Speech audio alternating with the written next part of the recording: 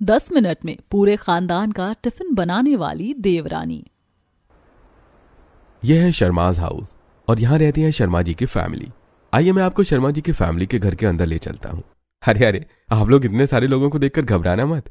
ये शर्मा जी की joint family है। यहाँ 4 भाइयों का परिवार एक साथ रहता है। इनका मानना है कि साथ में रहने से जीवन आसान हो जाता है। लेकिन किसका जीवन आसान है और किसका मुश्किल, वो तो इस कहानी में हम जानेंगे। सुबह सुबह का समय है। शर्मा जी की फैमिली में काफी भाग दौड़ मची हुई है। सभी अपने अपने काम के लिए और जॉब पर जाने के लिए तैयार हो रहे हैं। गुड्डू और तृप्ति स्कूल के लिए तैयार होकर रसोई में पहुंचते हैं, जहां आरती सभी का नाश्ता तैयार कर रही थी। तभी गुड्डू कहता है, माँ हमारा नाश्ता बना या नहीं, हम स्कूल के लिए लेट हो जाएंगे।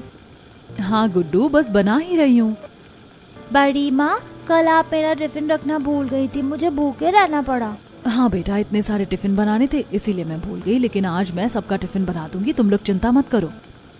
ऐसा कहकर आरती फिर सब्जी काटने में लग जाती है। तभी आरती की सास आती है और कहती है, आरती तू कितना धीरे धीरे काम करती है, 1 घंटे के काम में 4 घंटा लगा देती है। अभी तक सभी का नाश्ता नहीं लगाया, सब तेरी वजह से लेट हो जाते हैं। बहुत जल्दी से सभी का नाश्ता लगा दे और सबका टिफिन भी पैक कर दे, सभी को जाना है। जी माँ जी, मैं कर ही रही हूँ। अब आप लोग सोच रहे होंगे कि इतने बड़े परिवार में अकेले आरती नाश्ता क्यों बना रही है, बाकी बहुएं कहाँ हैं? बाकी बहुएं और सास अपनी अपनी जॉब पर जाने के लिए तैयार हो रही हैं, इसलिए बेचारी आरती को अकेले काम करना पड़ता है। आरती नाश्ता बनाकर सभी लोगों के लिए नाश्ता लगाती है और फिर किचन में जाकर सभी का टिफिन लगाने की तैयारी करने लगती है। नाश्ता करने के बाद आरती का पति अजय कहता है, आरती कितनी देर हो गई है तुम्हें? अरे अगर टिफिन नहीं देना है तो बता दो, मैं बाहर से ही खा लूंगा। अब अगर जल्दी से दे सकती हो तो दो, वरना मैं चला जाता हूँ। बस थोड़ी देर और दीजिए, रोटियां बनाकर पैक ही कर रही हूँ। ऐसा कहकर आरती फिर से रोटियां बेलने लगती है। थोड़ी देर बाद वो टिफिन पैक करती है और उसे अजय को दे देती है। अजय टिफिन लेकर ऑफिस के लिए निकलता है। तभी आकाश और आस्था आते हैं और कहते हैं, भाभी इतनी देर में आपसे सिर्फ भैया का ही टिफिन बन पाया। अरे भाभी, आप घर में रहती हो, आपको नहीं पता कि बाहर ऑफिस समय पर जाना पड़ता है। आस्था के अस्पताल के बाहर भी लेट जाने की वजह से भीड़ लग जाती है। आखिर वो डॉक्टर है, उसका समय पर पहुंचना जरूरी है। अब जल्दी भी करो, जल्दी से टिफिन दे दो। मैं आस्था को हॉस्पिटल छोड़ता हुआ फिर ऑफिस चला जाऊंगा। हाँ हाँ देवर जी, बस आपके लिए आलू और मटर की सूखी सब्जी बना रही हूँ, फिर टिफिन पैक करती हूँ। आरती आकाश के लिए आलू और मटर की सूखी सब्जी बनाती है और आकाश और आस्था का टिफिन पैक करते हुए देते हुए कहती है, ये लीजिए आपका टिफिन और ये डॉक्टर साहिबा का टिफिन है।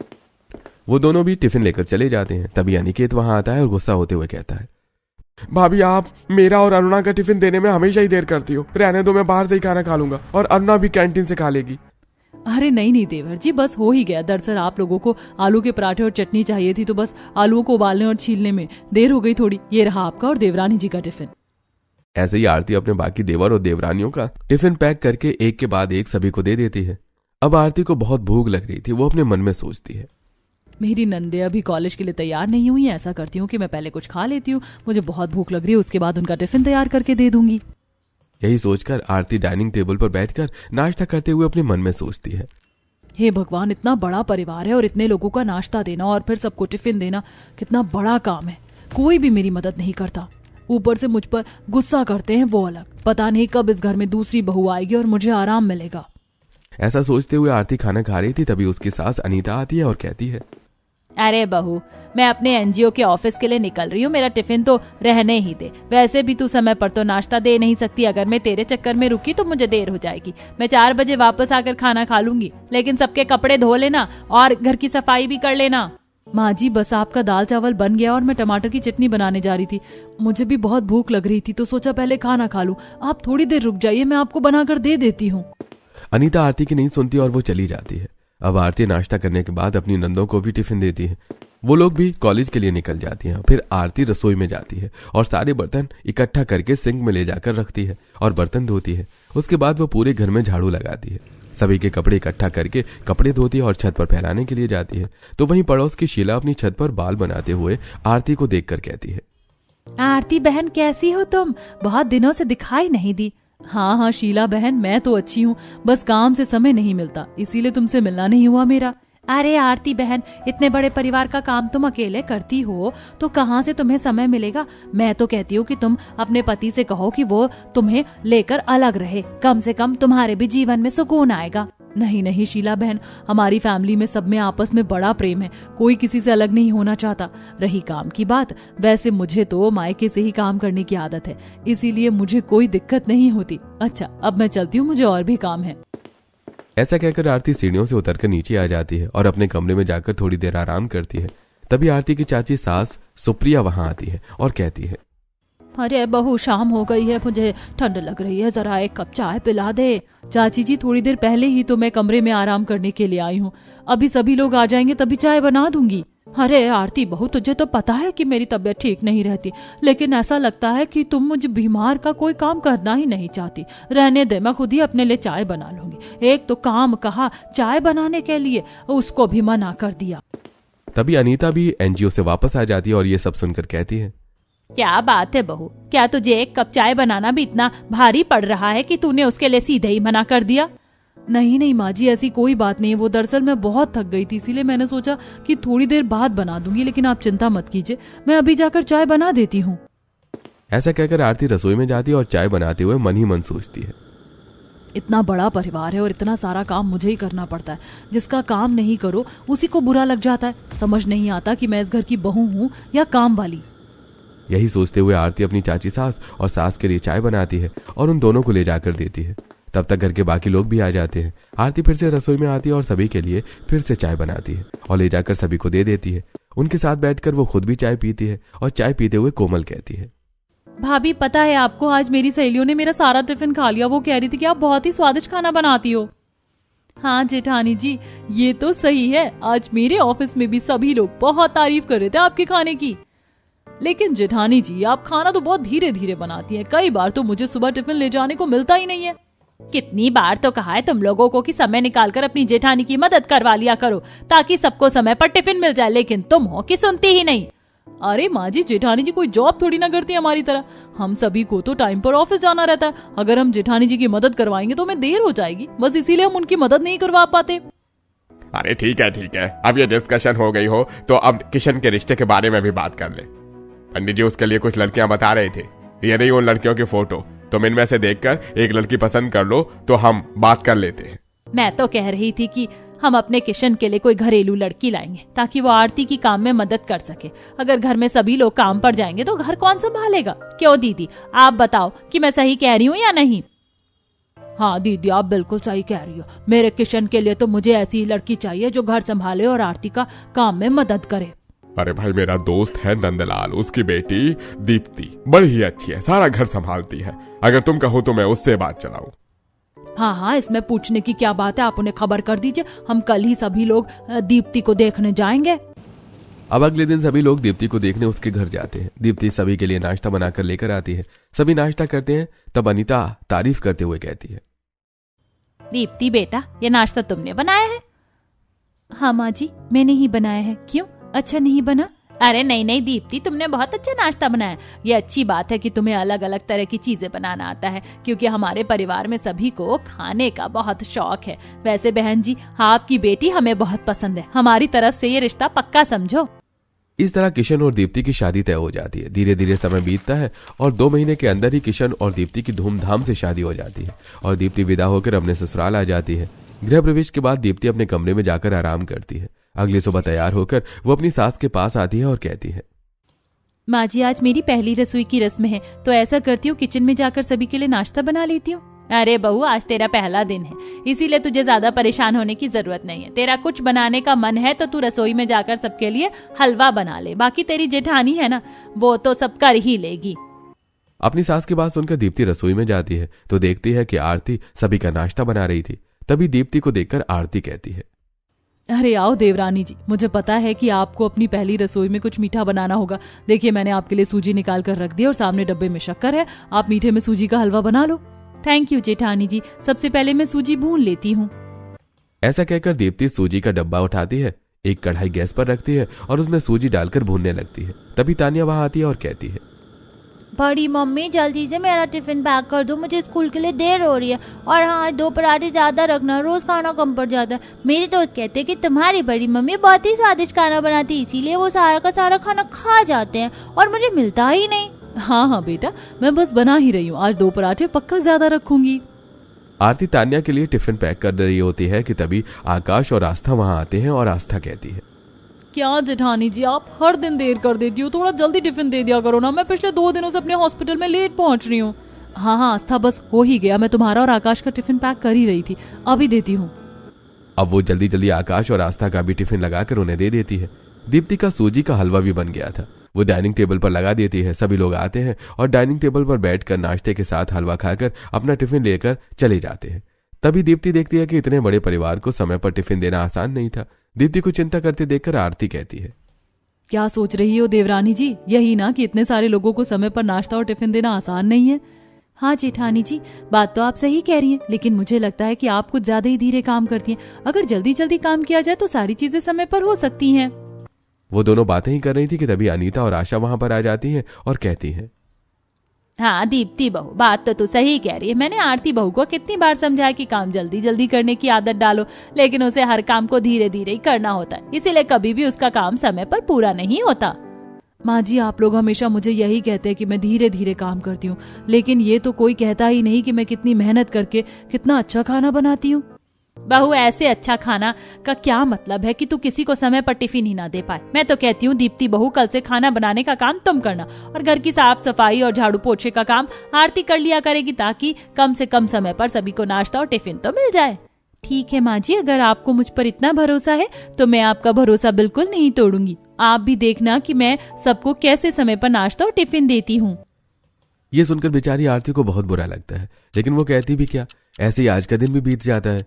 अगले दिन सुबह दीप्ति उठकर रसोई में जाती है। सबसे पहले वो फ्रिज से आलू गोभी निकालती है, उन्हें काटती है। उसके बाद पत्ता गोभी और भिंडी भी काट कर रखती है। सारी सब्जियों को काटने के बाद वो आटा लगाती है, दाल और चावल चढ़ाती है। उसके बाद सब्जियों को तड़का देती है। अभी उसका खाना बना भी नहीं था कि तभी अनिकेत और अरुणा वहां आ जाते हैं और कहते हैं, छोटी भाभी, आज माँ ने कहा था आज का नाश्ता और टिफिन आप बना रही हो, तो मुझे लगा कि आज तो कम से कम समय पर टिफिन और नाश्ता दोनों मिल जाएगा, लेकिन अभी तक आपका नाश्ता ही नहीं बना है और ना ही टिफिन। अनिकेत भैया, थोड़ी देर और रुकिए, बस हो ही गया, मैं आपको दे ही रही हूँ। दीप्ति जल्दी जल्दी अनिकेत का टिफिन पैक करती है और अनिकेत और अरुणा को दे देती है। उसके बाद एक एक करके सभी लोग आते हैं और सभी लोग दीप्ति को भी समय पर नाश्ता और टिफिन न देने के लिए सुनाते हैं और चले जाते हैं। ऐसे एक हफ्ता बीत जाता है। दीप्ति अब इस तरह काम करके बहुत परेशान हो चुकी थी। आज दीप्ति अपने कमरे में बैठकर सोच रही थी, इतने सारे लोगों को समय पर खाना देना सचमुच बहुत ही मुश्किल है। मुझे कुछ ऐसा जुगाड़ लगाना होगा जिससे मैं इन सभी को समय पर खाना दे पाऊं। कुछ सोचने के बाद दीप्ति अपनी सास के पास जाती है और कहती है, माँ जी, मैं कह रही थी कि सब्जियां खत्म हो गई हैं, हम दोनों बाजार चलते हैं और सब्जियां ले आते हैं। दीप्ति बहू, मेरे पैरों में तो दर्द है, तू ऐसा कर, अपनी जेठानी के साथ जाकर सब्जियां ले आ। ठीक है माँ जी। अब दीप्ति आरती के साथ सब्जियां लाने के लिए बाजार जाती है। वो अलग अलग तरह की सब्जियां खरीदती है और झोले में रख लेती है। 2 झोले सब्जियां खरीदने के बाद दीप्ति आरती को एक झोला देते हुए कहती है, जेठानी जी, एक झोला आप पकड़ लीजिए और एक मैं पकड़ लेती हूँ। वो तो ठीक है देवरानी जी, लेकिन इतनी सारी सब्जियां एक साथ क्यों खरीदी है आपने? अरे जेठानी जी, ये सारी सब्जियां मैं आज ही काट कर धोकर रख दूंगी ताकि सुबह बनाने में आसानी हो। अब दोनों सब्जी लेकर घर आ जाती हैं। रसोई में दीप्ति जाती है और वो एक एक करके सभी सब्जियों को काट देती है और काट के डिब्बे में भर भर कर फ्रिज में रख देती है। उसके बाद वो सलाद काट कर अलग डिब्बे में पैक करती है। हरी धनिया और हरी मिर्च भी काट कर डिब्बे में पैक करती है। टमाटर की प्यूरी बनाकर रख देती है और अदरक लहसुन का पेस्ट भी। उसके बाद वो ढेर सारा आटा लगाकर फ्रिज में रख देती है और कुछ मसालों के मिक्सर भी बनाकर फ्रिज में रख देती है। खाने की तैयारी तो हो गई, अब ऐसा करती हूँ कि नाश्ते की भी तैयारी करके रख लेती हूँ। अब दीप्ति उपमा के लिए सूजी भूनकर उसमें सब कुछ मिलाकर उपमा बनाकर डिब्बे में भरकर फ्रिज में रख देती है। सारे मसालों को भी वो सही अनुपात में मिलाकर वो एक डिब्बे में रख देती है। ऐसे ही कुछ रेडी मसाले मिक्स भी वो वहां स्टैंड पर निकाल कर रख देती है और कुछ और चीजों के रेडी मिक्स मसाले बनाकर रख देती है। तभी आरती वहां आकर सभी चीजें देखकर कहती है, अरे दीप्ति, तुमने तो सब कुछ पहले से ही करके रख दिया। चलो अच्छा है, अब शायद तुम्हारा नाश्ता और खाना समय पर बन जाए और इन सब की शिकायत दूर हो जाए जो मैं आज तक नहीं कर पाई। हाँ जेठानी जी, मैंने भी यही सोचकर सब कुछ किया है। अब तो सारा काम हो गया, बस सुबह का इंतजार है। अगली सुबह दीप्ति उठती है और रसोई में जाती है। दीप्ति अपनी कटी हुई सब्जियां निकालती है, फटाफट कुकर में डालकर उनमें कुछ रेडी मिक्स मसाले डालती है और पका लेती है। उसके बाद वो चावल बनाने के लिए चढ़ा देती है। दूसरी तरफ रोटी पर एक के बाद एक तेल लगाकर चिपकाकर 4-4 रोटियां एक साथ बना लेती है। फिर वो सभी के नाश्ते के लिए रेडी मिक्स उपमा निकालती है और उसमें पानी डालकर पकाकर तैयार कर लेती है। फिर जल्दी जल्दी वो सबका टिफिन पैक करती है और सबको नाश्ता भी देती है। ये देखकर उसकी सास कहती है, अरे वाह छोटी बहू, तुमने तो कमाल कर दिया, तुमने तो सारा खाना इतनी जल्दी बना दिया।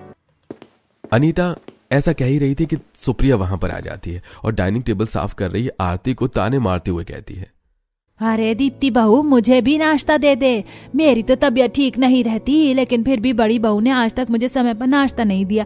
अब तू आ गई है ना, तो बड़ी खुशी है कि समय पर नाश्ता और खाना मिल जाएगा मुझे। दीप्ति जल्दी से डाइनिंग टेबल पर सुप्रिया का नाश्ता लगा लेती है।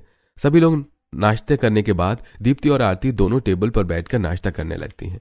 तब आरती कहती है, वैसे देवरानी जी, अच्छा ही हुआ तुम्हारी तकनीक काम आ गई और तुम 10 मिनट में पूरे खानदान का टिफिन बनाने वाली चहेती बहू बन गई।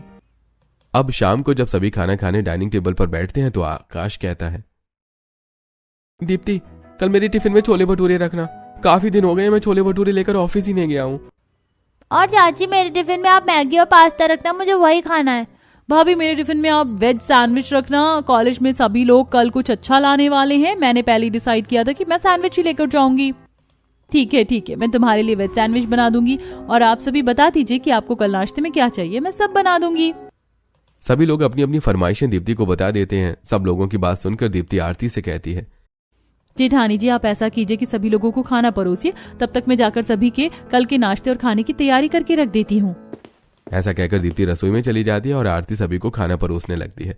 तब आरती के ससुर कहते हैं, भाई वाह, बहू हो तो ऐसे, अरे इतनी जल्दी सभी का नाश्ता और टिफिन बनाकर दे देती है।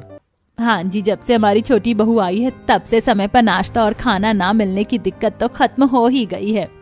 दूसरी तरफ दीप्ति रसोई में जाकर सुबह की सारी तैयारी करके रख देती है। अगली सुबह दीप्ति उठकर रसोई में जाती है और सबसे पहले वो बॉइल्ड पास्ता निकालकर उसमें सॉस मिलाकर उसे बना देती है। फिर वो सैंडविच के लिए पहले से फ्राई किए हुए ब्रेड निकालकर उसमें मेयोनीज और सॉस लगाकर उसे भी तैयार कर देती है। फिर फ्रिज में रखे हुए आटे से भटूरे तैयार कर लेती है और रेडी मिक्स मसाले से वो जल्दी जल्दी छोले भटूरे तैयार करके सबका टिफिन पैक कर देती है और सभी को नाश्ता दे देती है। ये देखकर आशा कहती है, बहू तूने आज समय से पहले ही सबका टिफिन और नाश्ता दोनों दे दिया, अब ऐसा कर तू भी बैठकर नाश्ता कर ले। ऐसा कहकर आशा वहां से चली जाती है। तब दीप्ति अपनी जेठानी के साथ बैठकर नाश्ता करती है और घर के कामों में लग जाती है। शाम को सभी लोग हॉल में बैठे हुए थे। तब आस्था तान्या का टिफिन लेकर आती है और उसे दिखाते हुए कहती है, तान्या बेटा, आज तो तुम सारा टिफिन भरा का भरा वापस ले आई। पिछले कुछ दिनों से देख रही हूँ कि तुम टिफिन का खाना खा ही नहीं रही हो। तुम सही कह रही हो आस्था, गुड्डू भी आजकल बिल्कुल खाना नहीं खा रहा, सारा का सारा टिफिन वैसा ही ले आ रहा है। माँ खाना आजकल मुझे बिल्कुल भी अच्छा नहीं लग रहा। जैसे ही मैं खाना खाने जाती हूँ तो मुझे ऐसा लगता है कि उल्टी हो जाएगी, इसीलिए मैं टिफिन नहीं खाती। हाँ माँ, दीदी बिल्कुल सही कह रही है, मुझे भी ऐसा ही लगता है। वैसे मैं सच कहूँ तो आजकल मुझसे भी खाना खाया नहीं जा रहा है। आज भी मैंने कैंटीन से खाना लेकर खाया। वैसे कोमल, तान्या गलत नहीं कह रही है, मुझसे भी खाना खाया ही नहीं जा रहा है। और आज तो मेरे दोस्तों ने खाना खाकर सीधे कह दिया, पहले मेरे टिफिन के खाने की बात ही अलग होती थी, लेकिन आजकल तो मेरे टिफिन का खाना खाया ही नहीं जा रहा है। ये बात तो सही है, आरती बहू के हाथों में खाने का जो स्वाद है वो दीप्ति बहू के हाथों में नहीं आ रहा। वैसे कल इतवार है, आरती बहू कल किसी को टिफिन देना नहीं है, तो ऐसा करो कि कल का खाना तुम बना लो और दीप्ति बहू घर का काम कर लेगी। ठीक है माँ जी। अगले दिन आरती सुबह सुबह रसोई में जाती है और खाना बनाने की तैयारी करती है। तो वहीं दीप्ति सबसे पहले घर में झाड़ू लगाती है, उसके बाद पोछा लगाती है। फिर वो सभी के कपड़े इकट्ठा करके वॉशिंग मशीन में कपड़े धोने के लिए चली जाती है। इधर आरती सबसे पहले तड़के वाली दाल बनाती है, उसके बाद आलू और मटर की मसाले वाली सब्जी बनाती है और कुछ पूड़ियाँ भी बनाती है और साथ ही जीरा फ्राई चावल और पनीर की भुर्जी भी बनाती है। तब तक दीप्ति भी अपना काम खत्म कर चुकी थी। आरती सबके लिए खाना लगाती है, सभी लोग खाना खाने बैठते हैं। खाना खाकर अनीता कहती है, आज तो खाना सचमुच बड़ा ही स्वादिष्ट लग रहा है। ऐसा लग रहा है बहुत दिनों बाद इतना अच्छा खाना खाने को मिला है। अरे हाँ अनीता, तुम सही कह रही हो। छोटी बहू समय पर खाना जरूर दे देती है, लेकिन उस खाने में स्वाद नहीं होता। और क्या फायदा ऐसा समय पर खाना खाने का जब वो कोई खाए ही ना। ऐसे तो अनाज और समय दोनों की ही बर्बादी हो रही है। दीप्ति बहू, तुम ऐसा क्या कर रही हो जिसकी वजह से खाना स्वादिष्ट नहीं बन रहा है? माँ जी, सुबह सभी को जल्दी समय पर नाश्ता देने और टिफिन देने के लिए मुझे पहले से ही तैयारी करनी पड़ती है।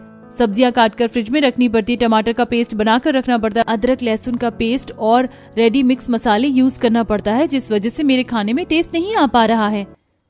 दीप्ति बहू, ऐसे तो नहीं चलेगा। जल्दी के साथ साथ खाना स्वादिष्ट बनाना होता है, तब जाकर तो कोई खाएगा उसे। लेकिन माँ जी, आप भी जरा सोचिए, इतने बड़े परिवार का खाना अगर एक अकेली बहू बनाएगी तो समय तो लगेगा ही ना, जैसे कि आरती भाभी को लगता है। लेकिन सभी लोग उन्हें कितना सुनाते हैं, इसीलिए मैंने सोचा कि मैं पहले से ही तैयारी करके जल्दी खाना बना लूं, और मैंने वैसा ही किया भी। लेकिन फ्रिज में रखी हुई चीजों से खाना बनाने से वो टेस्ट नहीं आ पाता। इसमें मेरी क्या गलती है? दीप्ति बहू सही कह रही है, इसमें गलती हमारी बहू की नहीं बल्कि हमारी है। हमने ही इन पर सारा काम छोड़ दिया और इनकी मदद नहीं की। हमें भी इनके साथ मिलकर काम करवाना चाहिए ताकि सारे काम समय पर हों और खाना भी अच्छा बने। ठीक है आरती, तो कल सुबह से फिर से खाना तुम ही बनाना और हम सब तुम्हारी मदद करवाएंगे ताकि खाना और नाश्ता समय पर बने और स्वादिष्ट भी बने। और दीप्ति बहू, रात को तैयारी करके रखने की कोई जरूरत नहीं है, सब कुछ हम फ्रेश और ताजा ही इस्तेमाल करेंगे। ये सुनकर दीप्ति और आरती दोनों बहुत खुश हो जाती हैं। अगली सुबह आरती रसोई में जाती है और सभी के लिए नाश्ता बनाना शुरू करती है। तभी अनीता वहां पर आती है और कहती है, बहू, जब तक तू सब्जी बना रही है आटा मैं गूंथ देती हूँ। ऐसा कहकर अनीता आटा गूंथने लगती है। तभी कोमल वहां आ जाती है और अपनी माँ को आटा गूंथते हुए देखकर कहती है, माँ आप आटा गूंथ रही हो? अच्छा, मैं ऐसा करती हूँ कि मैं सभी लोगों को चाय बनाकर उन्हें चाय और टोस्ट दे आती हूँ, तब तक नाश्ता तैयार हो जाएगा, फिर मैं नाश्ता लगा दूंगी।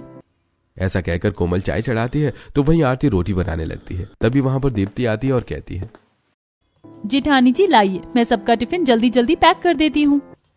ऐसा कहकर दीप्ति सभी का टिफिन पैक करने लगती है। घर के कुछ और लोग भी वहां आ जाते हैं और काम में दोनों बहुओं की मदद करने लगते हैं। इसी तरह सभी लोगों को समय पर नाश्ता भी मिल जाता है और टिफिन भी मिल जाता है। सभी लोग अपने अपने काम पर चले जाते हैं। तब आरती दीप्ति से कहती है, दीप्ति, आज सारा काम समय पर हो गया और हमने सभी को टिफिन भी समय पर दे दिया है। हाँ जेठानी जी, और आज तो हम दोनों को भी अपने लिए समय मिल जाएगा। ऐसा करते हैं कि आज हम दोनों शाम को शॉपिंग के लिए चलते हैं। मुझे कुछ चीजें खरीदनी थी तो मैं खरीद लूंगी और आप भी कुछ ले लीजिएगा। आरती हाँ कह देती है। शाम को दोनों बहुएं शॉपिंग के लिए जाती हैं। दीप्ति अपने लिए कुछ ड्रेस, कुछ मेकअप और जरूरत का सामान खरीदती है, तो वहीं आरती घर के लिए मसाले खरीदती है, कुछ सामान और अपने लिए भी कुछ चीजें खरीदती है। दोनों घर आ जाती हैं और सभी हॉल में बैठे बातें कर रहे थे कि तभी अनीता उन्हें देखकर कहती है, अरे आओ आओ बहू, हम लोग तुम्हारी ही बातें कर रहे थे। क्या हुआ माँ जी, आज भी खाना अच्छा नहीं बना था क्या? अरे नहीं नहीं आरती बहू, ऐसी कोई बात नहीं है, बल्कि आज तो सारा काम समय पर भी हो गया था और खाना भी स्वादिष्ट बना था। हाँ बहू, और आज ही हमारे परिवार की महिलाओं ने ये सीखा है कि साथ में मिलजुल कर काम करने से काम आसान हो जाता है और सभी को सहूलियत मिलती है। इसीलिए हमने फैसला किया कि आज के बाद तुम दोनों अकेले काम नहीं करोगे, बल्कि हम लोग हमेशा तुम्हारे साथ मदद करवाएंगे। ये सुनकर दोनों बहुएं बहुत खुश हो जाती हैं। अब हर दिन आरती और दीप्ति के साथ घर की बाकी महिलाएं उठती हैं और रसोई में जाकर दोनों बहुओं की मदद करती हैं। और इस तरह सभी को न सिर्फ नाश्ता और टिफिन समय पर मिलता है बल्कि स्वादिष्ट भी बनता है। इस तरह सभी लोग मिलजुल कर खुशी से अपना जीवन व्यतीत करने लगते हैं।